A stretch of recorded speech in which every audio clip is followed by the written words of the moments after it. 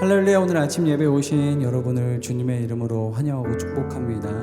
오늘도 작은 나를 통하여서 신실한 하나님의 계획과 역사를 이루어 가실 그 주님을 찬양하며 나아갑니다.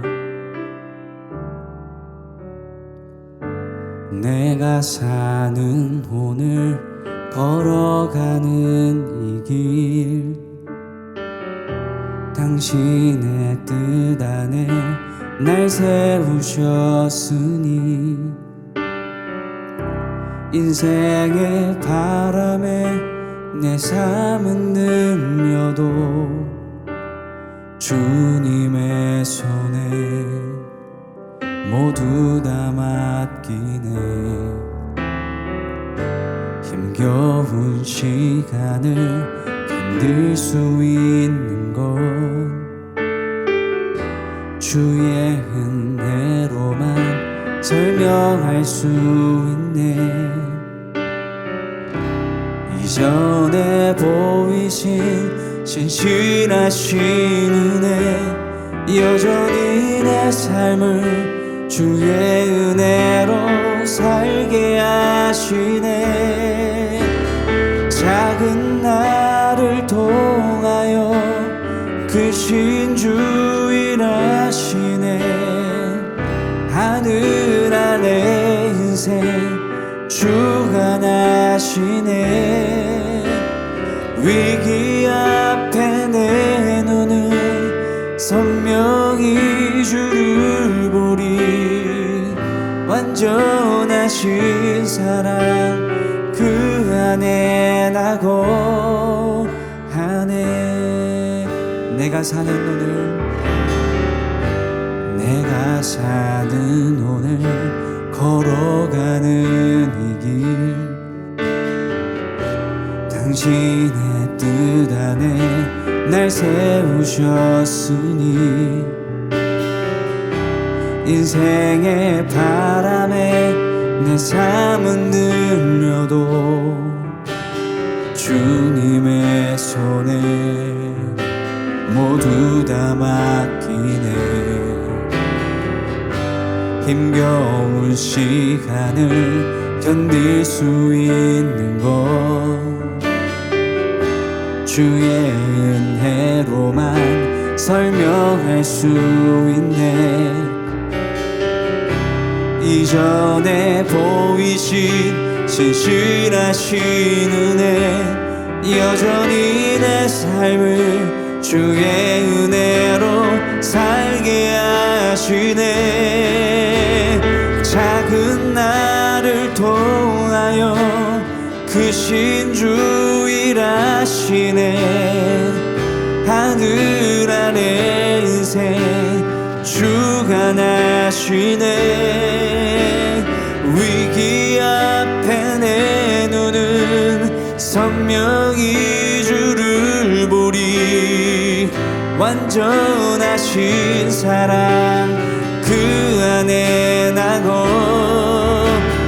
작은 나를 통하여 크신 주 일하시네. 하늘 아래 인생 주가 나시네. 위기 앞에 내 눈은 선명히 주를 보리. 완전하신 사랑 그 안에 나고 하네. 제 16장. 욥이 대답하여 이르되, 이런 말은 내가 많이 들었나니 너희는 다 재난을 주는 위로자들이로구나. 헛된 말이 어찌 끝이 있으랴.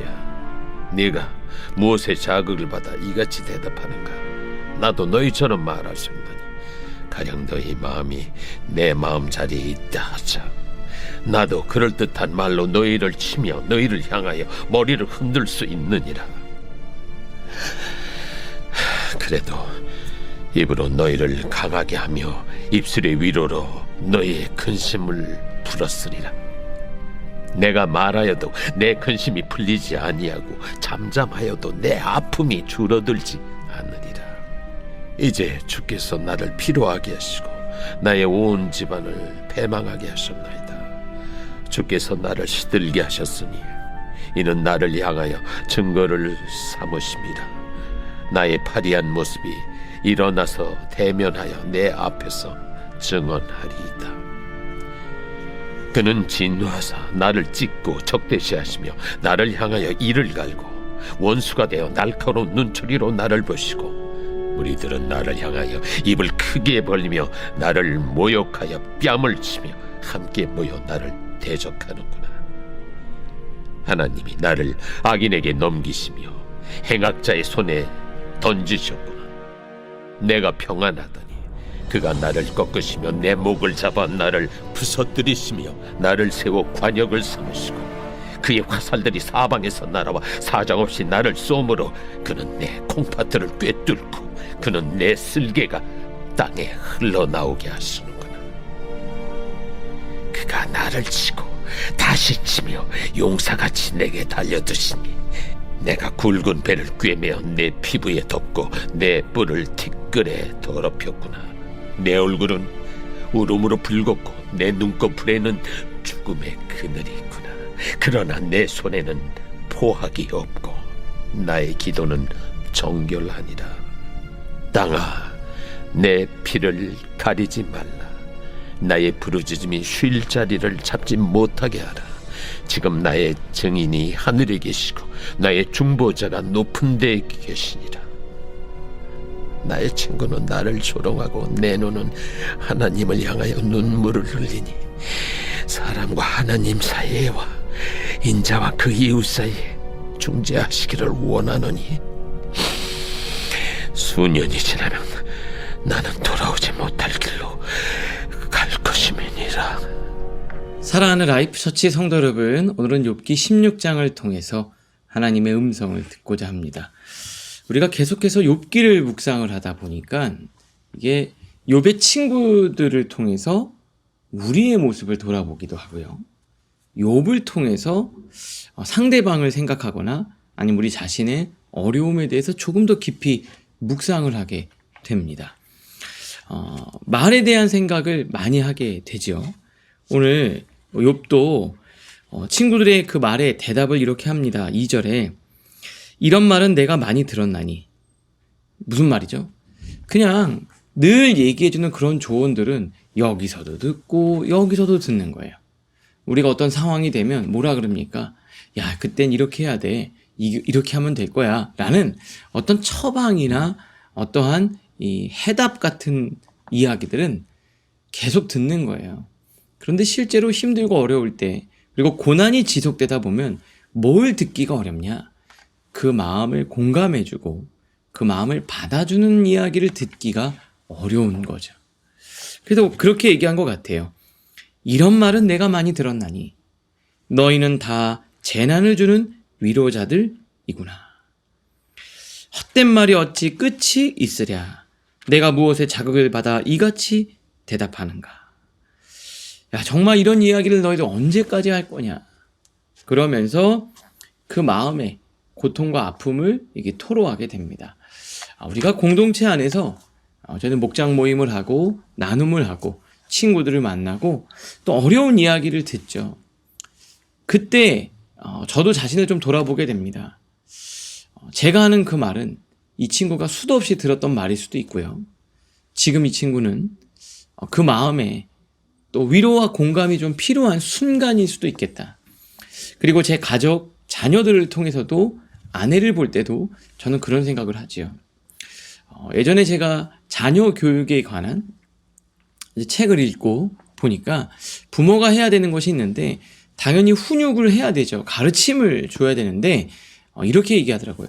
감정은 받아주고 행동에는 제약을 두는 거예요. 그런데 우리가 내가 오늘 이걸 얘기해야 되겠다 할 때 감정을 받아주고 행동에 제약을 두는 건데 감정을 받아주는 거를 잊어버리고 행동에 포커스를 맞추면서 말하게 될 때가 있는 거죠. 그러면 전혀 효과를 볼 수가 없는 거죠. 지금도 보면 물론 친구들이 욥을 비난하고 조롱하고 싶어서는 아닐 거라고 생각을 합니다.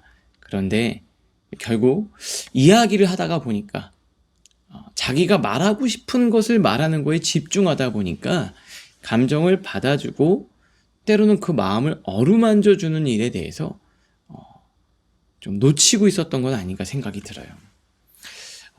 하나님은 우리를 어떻게 하셨냐? 엘리야가 정말 낙심하고 좌절해서 슬럼프에 빠질 때가 있잖아요. 막 주변에서 자기를 죽이려고 달려들 때 그 영적 거장인 엘리야도 어떻게 됩니까? 막 죽고 싶다라는 충동을 잃었잖아요. 그때 하나님은 어떻게 했습니까? 먼저 먹을 걸 주시고 잠을 재워주시고 어루만져 주셨어요.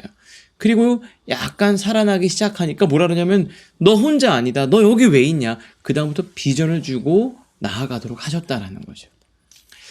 정말 중요한 이거지만 결국에 우리가 어떠한 모습으로 하나님을 닮은 사람으로 누군가를 세워주는 역할을 한다면 어떤 단계와 상황에 맞게 해야 되는지 지혜가 좀 필요한 것 같아요. 오늘 그 밑에서 네 번째 줄 보면 이렇게 돼 있습니다. 젊은 세대가 교회에서 상처를 입는 경우도 이런 언어 때문은 아닐까. 좋은 의도로 던진 말이지만 상대방의 마음을 헤아리지 못하면 위로가 아니라 재난이 된다. 나는 재난을 주는 위로자들인가? 한번 또 생각해 볼 필요가 있습니다.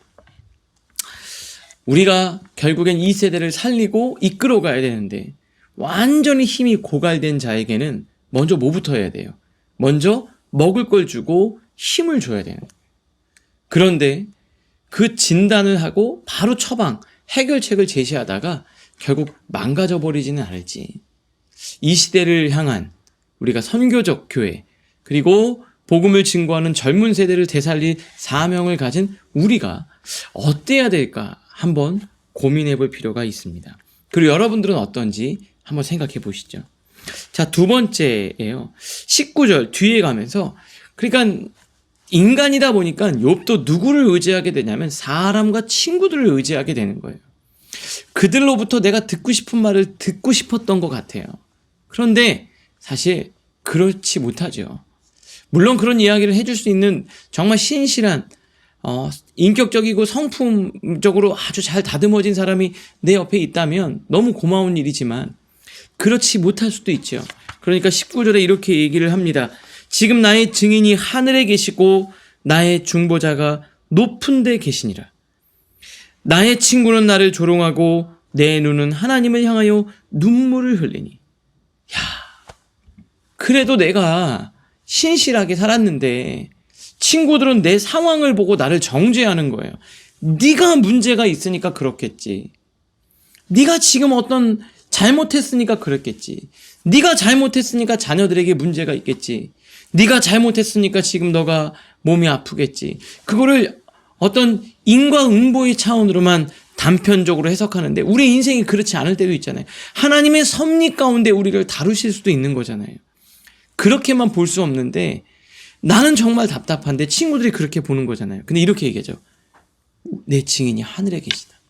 너희들은 나를 조롱하지만 난 하나님을 향해 눈물을 흘리겠다. 왜 우리의 인생 가운데 광야를 주시는지 우리는 알 수 없죠. 저는 그래요. 우리 성도들의 삶의 문제를 보면서 이 이야기를 선뜻 말하기가 어려워요. 왜요? 사람들은 편견을 갖고 우리를 대할까 봐. 그래요. 이게 나누는 것도 좋지만 성급하게 나누면 그것이 도리어 상처가 될 때도 있죠. 욥은 뭐라 그럽니까? 증인이 하늘에 계시다. 중보자가 높은 데 계시다. 나는 눈물을 흘리며 하나님을 바라본다. 오늘도 우리는 하나님을 바라보는 여러분들 되실 수 있기를 주님의 이름으로 축복합니다. 그러면서 사람과 하나님 사이에, 이웃 사이에 중재를 하나님이 해주실 걸 믿는다, 이렇게 고백을 합니다. 여러분, 하나님께서 여러분들을 인정해 주시고 위로해 주시기를 주님의 이름으로 축복합니다. 말씀을 통해 생각하겠습니다. 첫 번째, 나는 누군가의 아픔에 정답을 주려고 합니까? 함께 울어주려고 합니까? 두 번째입니다. 오늘 나는 누구의 인정을 기다립니까? 누구의 위로를 기다립니까? 하나님이 내 증인이심을 믿고 있습니까? 하나님이 참 위로자임을 신뢰하고 있습니까?